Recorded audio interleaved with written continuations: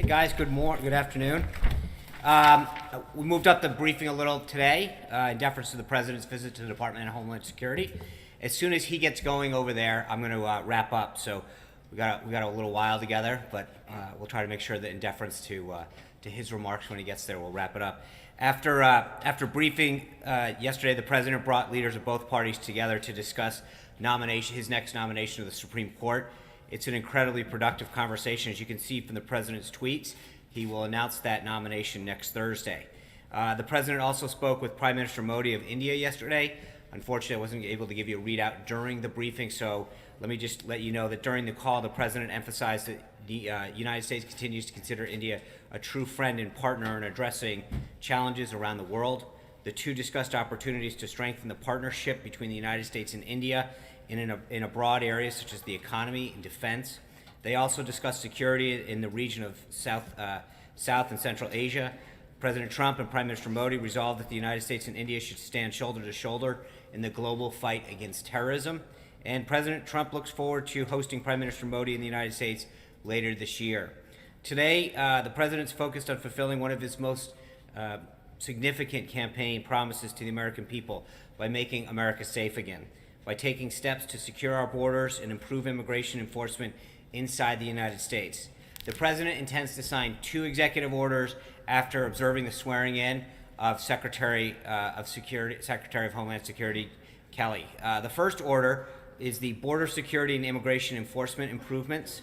It addresses long overdue border security issues, and it's the first order in that will be to build a large physical barrier on the southern border. Building this barrier is more than just a campaign promise. It's a common sense first step to really securing our porous border. This will stem the flow of drugs, crime, illegal immigration into the United States.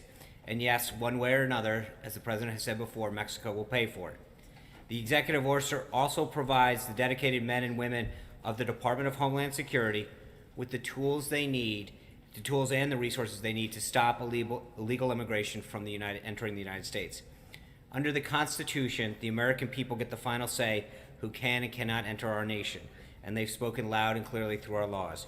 We're going to create more detention space for illegal immigrants along the southern border to make it easier and cheaper to detain them and return them to their country of origin. We're going to end the last administration's dangerous catch and release policy, which has led to the deaths of many Americans. We're going to once again prioritize the prosecution and deportation of illegal immigrants who've also otherwise violated our laws. And after these criminals spend time in prison for the crimes that they've committed, they're going to get back one-way tickets to the country of their origin, and their governments are going to take them back.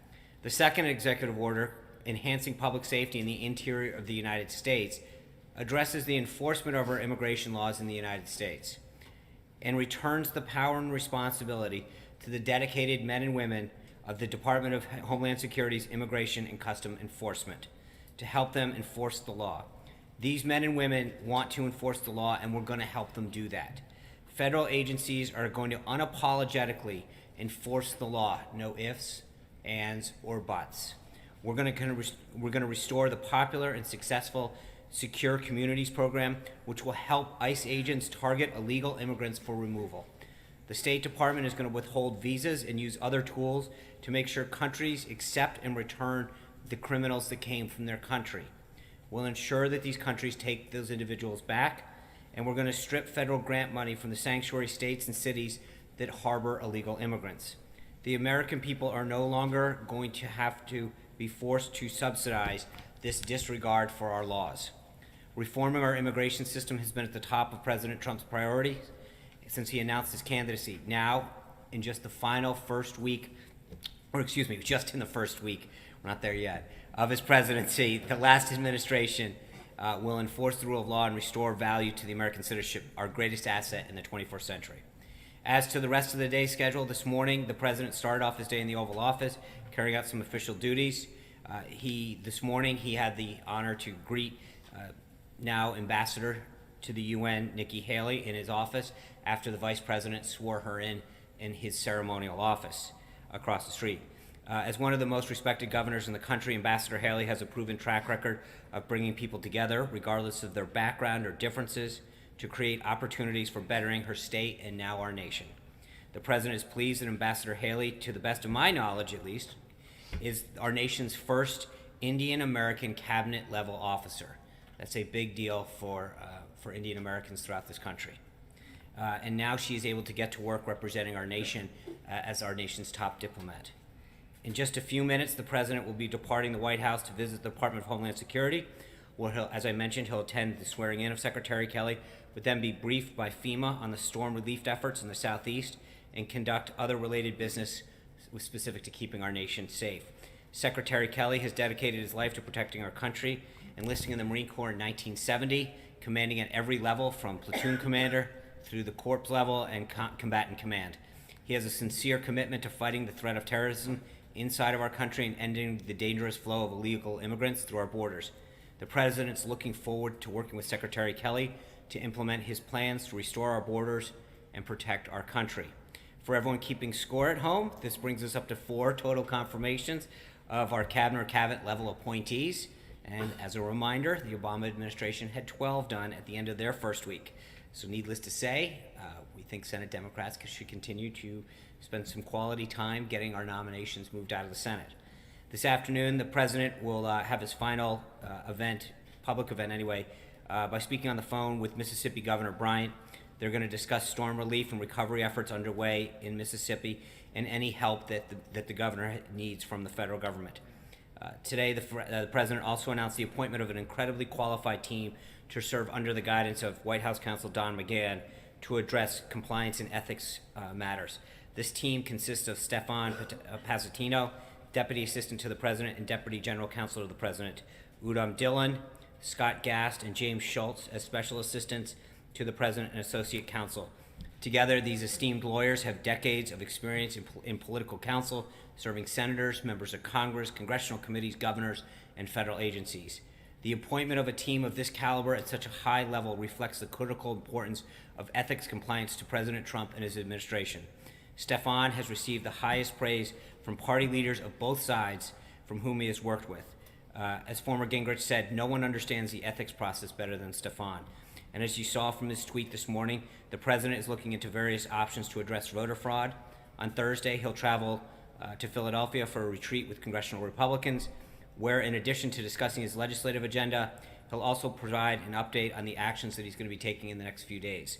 And finally, before you ask, because I know it's an issue that's near and dear to me, I was asked yesterday about the status of the invitation of Prime Minister Kenny from Ireland to visit the United States on St. Patrick's Day, and I'm pleased to announce that the President has extended that invitation. It happened actually during the transition period, and we look forward to the Prime Minister attending. With that, I'd love to take some questions. Dave Boyer, Washington Times. Thank you, Sean. Can you shed any light on this draft memo that's going around about interrogation practices and return? Yes, I can lend a lot. What agency did it originate in? I don't know. It is not a White House document. And I would just urge those people who have reported on it, this is now, I think, the second day that we've had a document that was not a White House document get reported on as a factual document. It is not a White House document.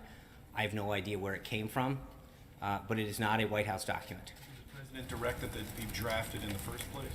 No. I mean, as I said, it is not a White House document. So I'm not sure where it came from or how it originated, but it is not a White House document. I don't know how much clearer I can say with that. Lori Montenegro from Telemundo. Thank you, Sean. With regards to the executive order the President will be signing today, with regards to the wall, it's already been estimated that it will cost billions of dollars. Has the administration figured out how Mexico will pay for this, and do you have any guarantee from Republicans in Congress that they will provide all of the funding necessary to see this project come to completion? Also, about 2 days ago, you were asked about DACA. Yeah. And some of the Dreamers, as they are known, have lots of questions regarding what is their future. Right. I mean, do they continue to apply? Those that apply for renewal, will their applications be processed? And with regards to stripping funding from the sanctuary cities, what fundings are we talking about with regards to that? Thanks, Lori. I think with respect to the last part of that first, what the executive order does is it directs the Secretary to look at ways that look at funding streams that are going to these cities of federal monies and figure out how we can defund those streams. So part of this is a directive to the secretary to look at those funding streams and then figure out how they can be cut off. So that's what the actual order directs them to do. The first part with respect to DACA, I've talked about this a couple days. The order today doesn't specifically deal with that. We will have further updates on the rest of the president immigration agenda further in the week. But as I've mentioned before, I think the president will talk about it in an interview tonight, but his priority is first and foremost people who are in this country that seek to do us harm. And he understands, I mean, the president understands the magnitude of this problem. He's a family man, he understands, he has a huge heart, and he understands the significance of this problem. But he's gonna work through it with his team in a very humane way to make sure that he respects the situation that many of these children are in that were brought here. But his priority with respect to immigration is first and foremost making sure that people who are in this country that are seeking to do us harm or have committed a crime are at the forefront of that. Francesca Chambers. The border and the wall, and how has the administration figured out Oh, how I'm sorry. Mexico will pay for it, and has... No, I think the president's working with Congress and other folks to figure out opportunities for that to happen. There are a lot of funding mechanisms that can be used. At this point, his goal was to get the project started as quickly as possible using existing funds and resources that the department currently has, and then to move forward and work with Congress on an appropriation schedule. But you know, again, we're here at day 3. It's an issue that he has brought up several times with Congress in terms of making sure that we understand, that they understand the need to make sure that that's included in the appropriations process. Francesca. Thank you, Sean.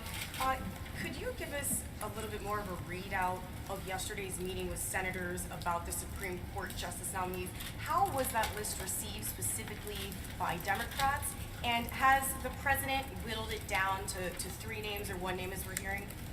The president is not wielded it down, at least not to the extent that he's willing to share with us. Maybe in his mind he's got that going, but he's going through the process. He had a very constructive and productive conversation with Senate leaders yesterday about the advice and consent role that they have, getting their ideas, the principles that they expect, and he was sharing with them the qualities and values that he expects in a judge to serve on the Supreme Court. I'm not going to go further than that, but I would just say it was a very productive and constructive meeting. Eli Stokels. Last night, National Park published some tweets that were scientific facts about climate change. And then those tweets disappeared shortly after there. So I'm wondering if this White House had anything to do with that, and if there's a broader, as it's been reported by some organizations, if there is a broader mandate going out to federal agencies about halting speech coming from those agencies. No, there's nothing that's come from the White House. Absolutely not. I think in some cases, I know in the Park Service, for example, over the weekend, somebody who an unauthorized user had an old password in the San Francisco office, went in and started retweeting inappropriate things that were in violation of their policy. And they've directed, I mean, so that, again, remember, I know this happened in the EPA is another example of, I think, some social media contact. The EPA actually violated the Anti-Deficiency Act and the anti-lobbying bans, I think it was a year ago, during the Obama administration, and inappropriately marketing some policies of President Obama. And I think there's a couple of these agencies that have had problems adhering to their own policies. And I would refer you back to them as to why those things are happening, but I know that they are taking steps in both of those 2 cases to address inappropriate use of social media. Yeah.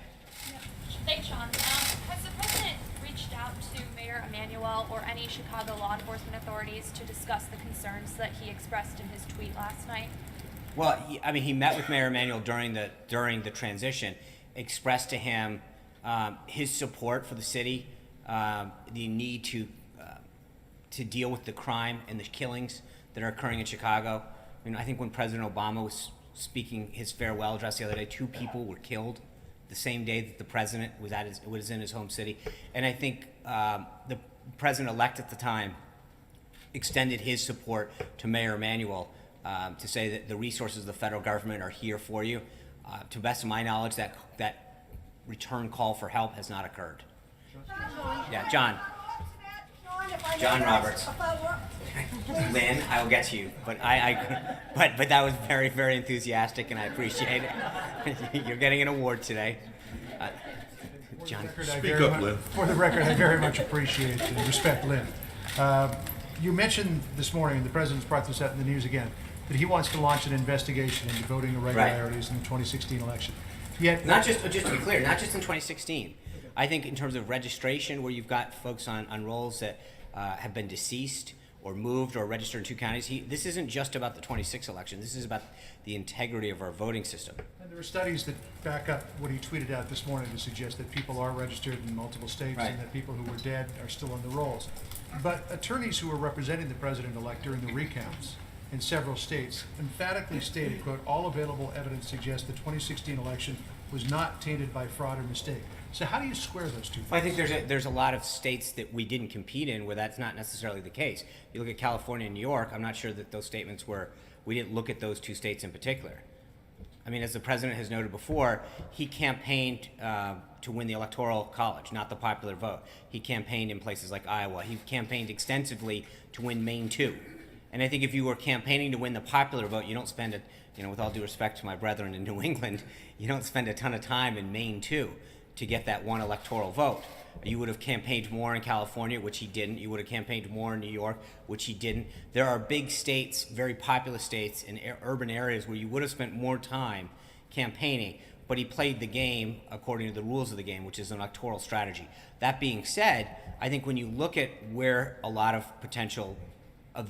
these issues could have occurred in bigger states, that's where I think we're going to look. But I think there'll be more on that as the week goes on, and we'll be able to examine that further. And Yeah, before but- I speak before the lid, I'm sorry. You're right. may I ask one question? She's earned it. About the EPA and other departments that have been told to cease and desist in terms of social media No. Just to be clear, they have not. I'm not saying that. or suspend. No. whatever. Hold on. No, zero. We have not. No. Okay, but I think I need to make sure that we're clear on this, John. They haven't been directed by us to do anything. I think from what I understand, is that they've been told within their agencies to adhere to their own policies. But that directive did not come from here. But the question is, does the president believe that these agencies and some of the federal workforce has become politicized? I honestly don't know that we've spent a ton of time thinking of that. That we've been fairly busy on other things. It's a good question. I've not asked him that question. I think our focus has pretty much been getting the job done, as you've seen through the meetings that he's had, the work that he's had with members of Congress, union workers, the auto heads, the other business leaders. I mean, his focus has been much more focused on getting the job done than various tweets that are getting tweeted and unleaded. Hold on, sorry, Lynn Sweet. Not that I want to encourage anyone else to, yeah. This is so important to Chicago. I'm Thank you sure. so much. And President Trump has talked a lot about Chicago. So my question is, he said if Chicago doesn't fix the horrible carnage, I will send in the feds. Could you perhaps share with me a little bit about what is the nature of the federal help that the president has in mind, whether agents, law enforcement agents, or National Guard, and what factors will determine if he acts, runs? People told us that after the meeting in Trump Tower on December 7th, he indeed did tell him things that would help Chicago that he could use, such as summer jobs, more prosecutions, and gun laws. Well, I think what the president is upset about is turning on the television and seeing Americans get killed by shootings, seeing people walking down the street and getting shot down. The president of the United States giving his farewell address and 2 people being killed that day. And when you look at a city like that, he's had conversations with police officers in Chicago and asked them, what is preventing you from solving this? And I think in many cases there are some issues that can be resolved that will help them do their job better to keep the people of Chicago safer. And what he wants to do is provide the resources of the federal government, and it can span a bunch of things. There's no one thing. It can be, there can be aid that can be, if it was requested up through the governor, through the proper channels that the federal government can provide on a law enforcement basis. But there's other aid that can be extended as well, either through the U.S. Attorney's Office or other means that will ensure that the people of Chicago have the resources to feel safe. That's what he means, Lynn. And part of it is that no American, whether or not you live in Chicago or Nebraska, shouldn't feel like you can walk down the streets of a city streets of a city in this country and fear for your life. And I think too often that's happening in Chicago. What will happen next, just so we know the timetable? I think Because- next is we'll hopefully get a dialogue started with Mayor Emanuel and try to figure out what a path forward can be so that we get we come up with a plan that can keep the people of Chicago safe and help ease the problem there. Yes. Hey, Sean. Did Mexico's government have any knowledge that this new executive order would be signed today? And do you feel President Trump and President Peña Nieto will be on the same page after they meet next week in terms of who is paying for the wall? I hope so. I think that they're definitely going to discuss not only NAFTA, but the wall. There's a lot of subjects that are going to come up. We have a lot of trade that goes between the two countries. There's some security, obviously homeland security issues, but there's no question I think NAFTA is going to be big on that list, and trade overall. And with respect to your first question, I don't think we generally telegraph to people who are coming to visit what executive orders we're going to send. Kristen. Sean, thank you. A couple of questions. Yeah. I want to go back to that draft executive order that would undo some of the restrictions for handling detainees. Has the president seen that draft EO? I'm sorry, the one that he's Has signing? he seen it? No, the draft executive order that would Black undo the restrictions on how to handle detainees. I guess I'm having a hard time. You're asking me if a document that's not a White House document he's seen. I don't believe, to the best of my knowledge, and so I would ask. There's this is the second day in a row we're getting asked about documents that are floating around, and people saying, and frankly, reports being published attributing documents to the White House that are not White House documents. And I haven't attributed. No, to I'm the not White saying you. House. Okay, I, do you know if he's seen it? to the best of my knowledge, he hasn't seen it. I think he's got a lot of other Since things. it is floating around, Hold on, I have a couple more questions. You Since get it one is- more. Let's since not it is- agree. I have two more. Since it is floating around. Okay. Is he considering Kristen, bringing don't- back this is a- black sites and I'm not going water to start boarding? answering hypotheticals about documents that are floating around. That's a ridiculous. You're basically. Considering Okay, those Kristen, we're going to end this right now. Okay. Hunter Walker. Thank you. Sean. Hunter, The thank you. president is reportedly going to limit access to the country for visa holders and refugees from Iraq, Iran, Libya, Somalia, Sudan, Syria, and Yemen. Will he be taking any steps that will affect people from those countries who are already here, including perhaps registering them or beginning deportations? I think we're going to have something. I mean, look, the president's talked extensively about extreme vetting today, and you'll see more action this week on keeping America safe. This has been something he talked about in the inaugural address. He talked about in the campaign. As we get into that implementation of that executive order, we'll have further details. But I think the guiding principle for the president is keeping this country safe and allowing people who are from a country that has a propensity to do us harm to make sure that we take the necessary steps to ensure that the people who come to this country, especially where areas that have a predisposition, if you will, or a higher degree of concern, that we take the appropriate steps to make sure that they're coming to this country for all the right reasons. And I think we'll have further information on that back later this week. Regarding the fraud investigation, what's the ultimate goal here? And essentially, isn't the president questioning the legitimacy of his own election? No, I think that the question, look, voting is the most sacred right that we have as Americans. This is it's the hallmark and the foundation of our democracy. And to ensure that we know that every person's vote counts equally as the next citizen is probably one of the greatest things that we can do. So, Balance is already in place. part of the reason we need to do a study is to make sure, look, I don't want to start throwing out numbers, but there's a lot of people that are dead, they're on rolls. There are people that are voting in or that are on the rolls in 2 different states, sometimes in 3 different states. I think taking the necessary steps to study and to track what we can do to both understand the scope of the problem, and then secondly, how to stop the problem going forward is something that's definitely clearly in the best interest. John Gizzi. Thank you, Sean. 2 brief questions. First, Congressman Todd Rokita of the Vice President's home state of Indiana, himself a former Secretary of State, is the father of that state's voter ID law, which went to the Supreme Court. He has long advocated other states following the Indiana example, all states adopting voter ID. Right. Is that something the president would get behind to achieve? Yeah, his I think the president's #1 goal is to make sure that Georgia is another great example of a state that implemented a very successful voter ID program. And I think that's what the president's, one of several things. But the first step is for him to get this, I don't want to call it a task force yet because it's not there yet, but this effort underway that can look at the scope of the problem. And then, John, maybe make some recommendations, and maybe it is voter ID in states, but right now we've got 50 states and the territories that all have various different IDs, and I know that there's some compliance issues to make sure. But part of that is to figure out the extent of the problem. In some states, what it takes to get a driver's license might be an issue, and but I think we have to understand where the problem exists, how deep it goes, and then suggest some remedies to it. But right now, to sort of prejudge the process would sort of get in front of the whole need to have it. Paul Bedard. I had a second question. Next week is the National Prayer Breakfast, It is. Sean, and presidents from Eisenhower to President Obama spoke about their faith. Right. Will the president attend? I'm going to have to be back to you. I'd be glad to check on that. I just don't have the president's schedule for the next week. So I will get, hold on a second. Paul Bedard.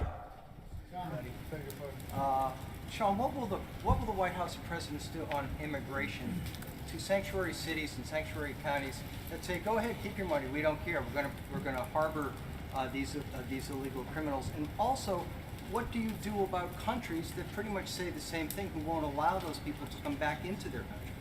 Well, I think the first step, Paul, is the funding piece. And again, this is a multi-step problem. And it's why you've started to see different executive orders get rolled out, and then there's, a congressional piece that we have to do legislatively. But to the extent that the president can continue to identify areas that he can handle within executive action and orders and memoranda to start curbing the problem of of illegal immigration. But also, again, it's about, we talked a little bit about yesterday in terms of funding. There's a taxpayer issue here. You've got the American people out there working and then having their money sent to places where folks that aren't in this country legally are getting sent to cities that are therefore using their tax dollars. That's a part of it. So it's not a one-step solution. I think that's why you've got the wall, you've got some funding issues, you've got the vetting, but it is not a one-step process. It's going to be a multi-tiered, multi-step problem. Yeah. Sean, on the Supreme Court, what is the president's views of Judge Gorsuch? He's a name that's been circulated. Right. And then more broadly, does the president feel like the choice should be someone who is in their late 40s, early 50s as a way of leaving his imprint on the court? I think that there have been several names that have been floated out there. He put out the list a while ago of 20 or so. That's where I would look. I'm definitely not getting ahead of the president on this. But I would suggest to you that the people that are on that list that he put out during the campaign represent the kind of people that he's not just going to represent, or he's not going to nominate for the Supreme Court, but we have well over 100, I think it's 103 vacancies at the federal level and at the appellate level. And I think that's going to continue to guide him. Margaret. Sean, one point of personal privilege. Could we get the text of the executive orders when the president makes the announcement? Yes. That would help. In fact, I will tell you this, with Margaret, I was just told the president is about to speak. I will get you the executive orders ASAP. Thank you guys very much. Real quick, hold on, real quick, hold on. Just for guidance purposes, we will be gaggling tomorrow on Air Force One. Thank you very much. We look forward to seeing you in Philadelphia. Bye, guys.